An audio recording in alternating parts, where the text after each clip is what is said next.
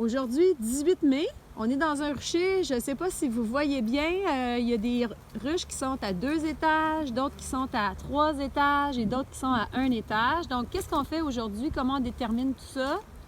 Là, en fait, c'est que les gens nous demandent quand faut-il rajouter la deuxième hausse? Bien, c'est simple, ça dépend de la force de la ruche. Puis la meilleure façon de l'évaluer, c'est regarder par en dessous. OK, on va regarder 2 cas de figure, puis vous allez tout comprendre. Premier cas de figure, on regarde par en dessous, hein, je le répète, par en dessous. Pourquoi pas par en haut?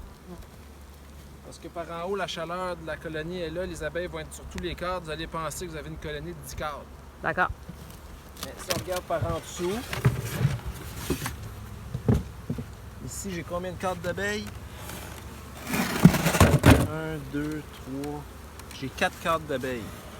Ça, c'est une colonie qui est faible et qui ne nécessite pas de rajout de hausse. Elle a encore de la place Okay. à travailler. Si on regarde par en haut, c'est trompeur. Vous dites, ah, j'ai des abeilles partout. Mais dans non, le fond, non. non. Ça, c'est 4 cadres d'abeilles. Il n'y a pas lieu de grandir l'habitation. Parce que ce qu'on veut, c'est prévenir que il y ait trop de monde surpeuplé, puis que là, à ce moment-là, la ruche aurait tendance à essaimer. Deuxième cas de figure. Deuxième cas de figure.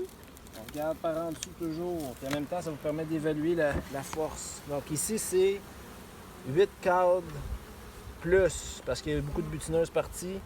Ça, il faut grandir ça. OK, donc là, qu'est-ce qu'on va faire? Bon. En plus, comment on grandit ça? On rajoute une hausse. On la rajoute par-dessus ou par en dessous. Puis ce serait quoi l'avantage de la mettre par en dessous?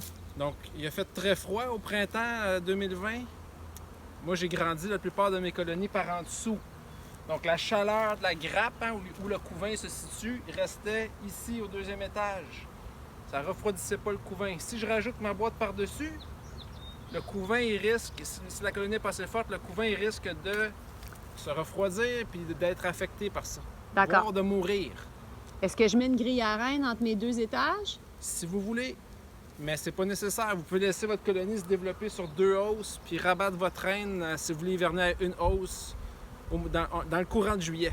Donc, quand tu dis rabattre, ça veut dire trouver la reine, s'assurer qu'elle est en bas, puis quand on va vouloir mettre une grille à reine, quand on s'assure qu'elle est en bas, bien là, on la met la grille à reine, puis il n'y a pas de problème. Fait qu'au printemps, voilà l'étape qu'il faut faire après avoir fait un dénombrement du varroa, n'est-ce pas? Oui, puis là, on monte un étage de plus quand on a au moins 8 cadres bien investis par les abeilles. D'abeilles, oui.